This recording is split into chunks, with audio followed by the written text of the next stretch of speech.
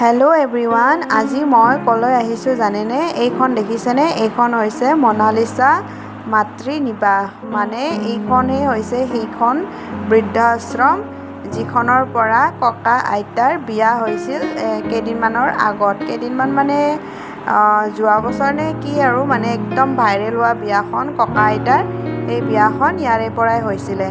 আৰু চাওক, তেতিয়াতো মই আহিব পৰা নাছিলোঁ, একদম মোৰ ৰুমৰ ওচৰতে হয়, তথাপিতো মই বাৰু অহা নাছিলোঁ কাৰণ বহুত মানুহ আহিছিল, ইউটিউবাৰ বহুত আহিছিল, মানে মিডিয়া নক'ব আৰু, বহুত বেছি ভিৰ হৈছিল, যাৰ কাৰণে মই মানে ভিৰ ভাৰ জেগাত মই গৈ বেয়া পাওঁ, সেইকাৰণে মানে মই নাহিলোঁ।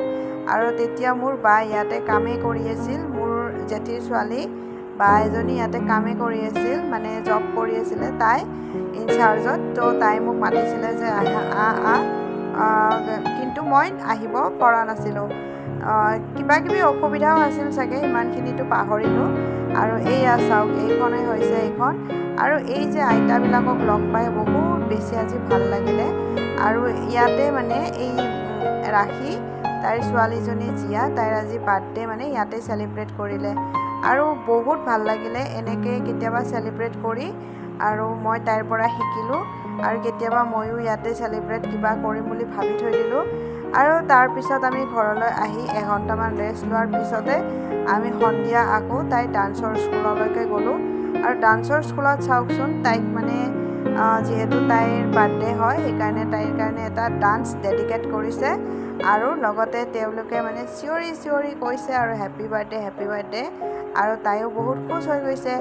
আৰু তাতো এটা কেক কাটিলে। আৰু বৃদ্ধাশ্ৰমত কিন্তু তেওঁলোকে লাঞ্চ দিছিলে দেই, লাঞ্চটো ভেজ দিব দিছিলে। তেওঁলোকৰ কৰ্তৃপক্ষৰ ফালৰ পৰাই কৈছিলে যে লাঞ্চটো ভেজ দিবৰ কাৰণে, কাৰণ ককা আইতাবিলাকে মাছ মাংস খাবলৈ টান পায়, সেইটোৰ কাৰণে পনীৰ দিছিলে। আৰু ইয়াৰে পিছত সন্ধিয়া সময়ত মোৰ মানুহজনে তাইৰ কাৰণে কিবা কিবি গিফ্ট আনিলে। আৰু সেই গিফ্টৰ ভিতৰত মানে মই ইয়াতে মেহেন্দিটো ল'ব দিলোঁ, কাৰণ তাই বহুত বেছি মেহেন্দি ভাল পায়।